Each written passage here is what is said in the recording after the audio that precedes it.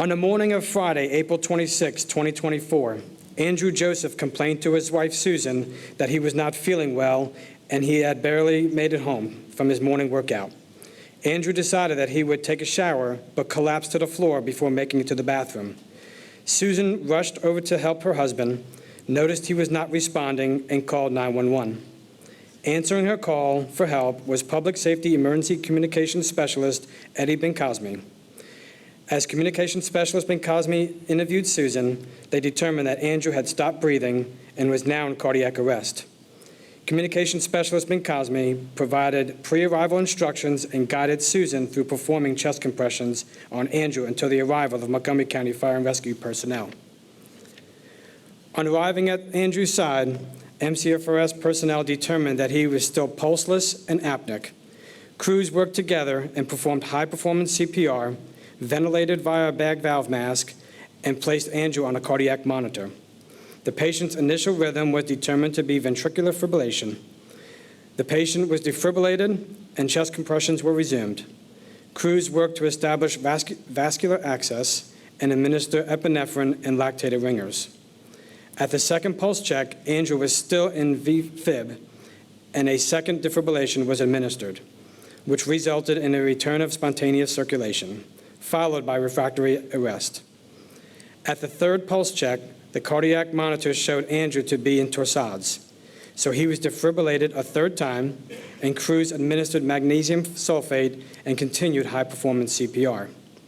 During the cardiac arrest, Andrew began to show signs of CPR-induced awareness and could not be intubated due to having a gag reflex. Crews administered ketamine and defibrillated Andrew 2 more times prior to achieving ROSC for the second time, approximately 23 minutes after the 911 call. Crews worked together to obtain a 12-lead EKG, which showed Andrew was experiencing a myocardial infarction.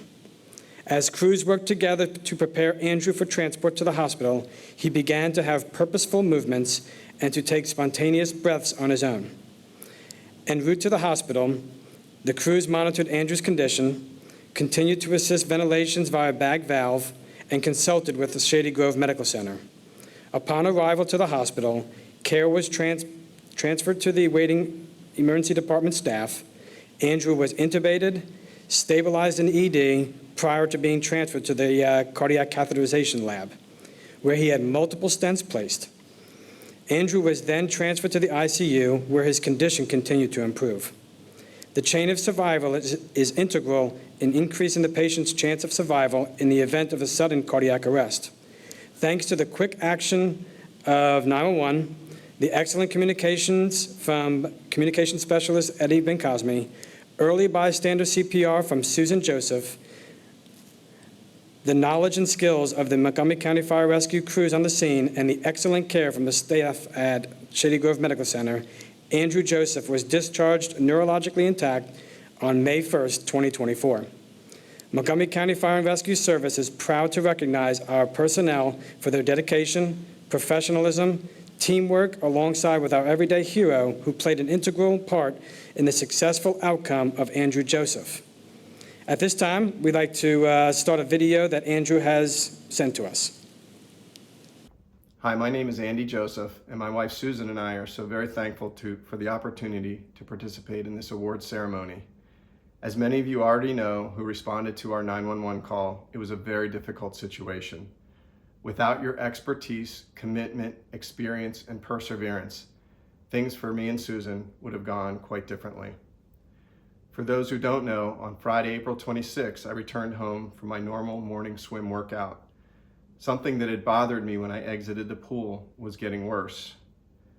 I alerted Susan when I came through the door, and she thankfully called 911. I proceeded upstairs to my bedroom, suffered a heart attack and cardiac arrest. Susan found me quickly turning bluish gray. At the urging and coaching of an exceptional 911 operator, Susan sustained me with chest compressions for the next 6 minutes. Thank you for ensuring your 911 operators are so well trained to provide this support. Without that critical lifeline, nothing else would have mattered. The first responders arrived and took over, with others arriving in succession. My heart was being very stubborn. I understand that you had to dive deep into your playbook to respond to the complexities of my situation. And what an incredible job you did, working for close to an hour and then successfully transporting me to the ER and cardiac teams at Shady Grove Hospital who were waiting. At that time, Susan was told by the physicians that I had very little chance to survive, perhaps only 10%. Of course, you gave me that chance, and that's all that we needed.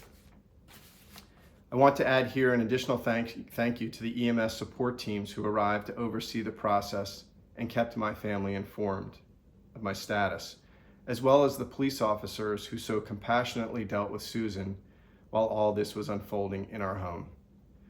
What you don't know about me is my father died of a heart attack in 1970 when I was only 3 years old, and this has hung over me my entire life.